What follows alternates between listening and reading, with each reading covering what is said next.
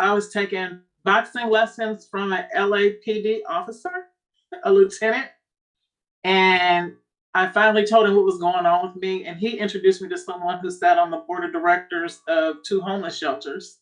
So she had me tour a homeless shelter, and she also connected me to someone who offered shared housing. And it's different than it looks these days. This is shared housing in 2012, actually, shared housing.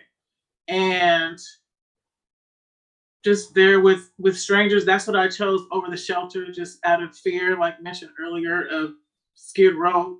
I went down there too to a place for services, and I was like, I can't do it. And even the shelter, I was like, I just afraid for any of my belongings to get stolen. I'm afraid for somebody to just be aggressive or try to want to fight or something like that.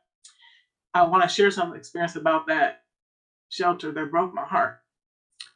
Going in, I was led toward the women's side of things. I didn't even know there was a sign. But on the way out, the door is open, full of Black men. It really got to me. And I remember my response. I was like, this is where all the Black men are? Wow. And I hadn't been there. I went to the location where I needed to go on Skid Row, but I hadn't been all down up in there yet to see even more Black folks scattered all over the street. Wow. And I just think that our nation needs to be on a mission to get Black folks off the street. Yeah. Because if this is the largest population, everybody's going to get swallowed up in between. It's not discriminatory at all. You help the person who needs the most help.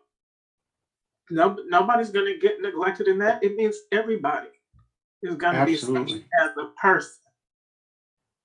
Yes, and mental health is not something that's visible. It's something that we don't see, and unfortunately, you touched on, wow, that's powerful. That image of kind of seeing a shelter full of Black men, and unfortunately, we know that that is probably a common occurrence. Uh, Black men or Black people in general are 3 times as prevalent in the homeless population as they are in the general population.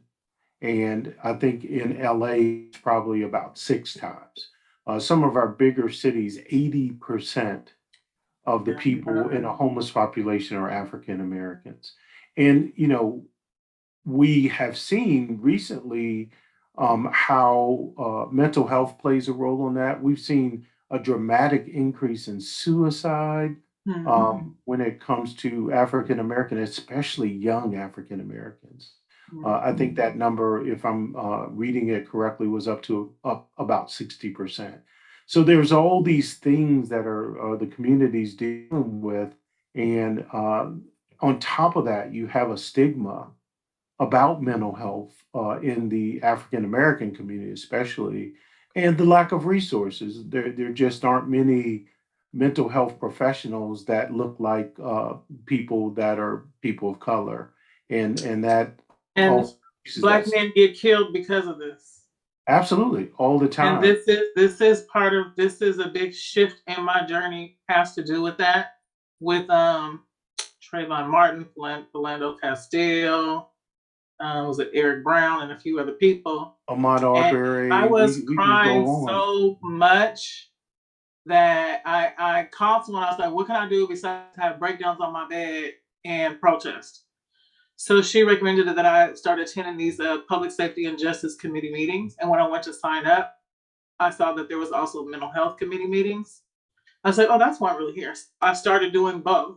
So this is 2014, and this is where just listening, and there were opportunities for public comment. So this is where I found my voice and started speaking up and feeling empowered and feeling heard and making changes. So that's a part of my shift also to advocacy, has to do with how Black men are viewed and gunned down. And And Black women, just Black people in general.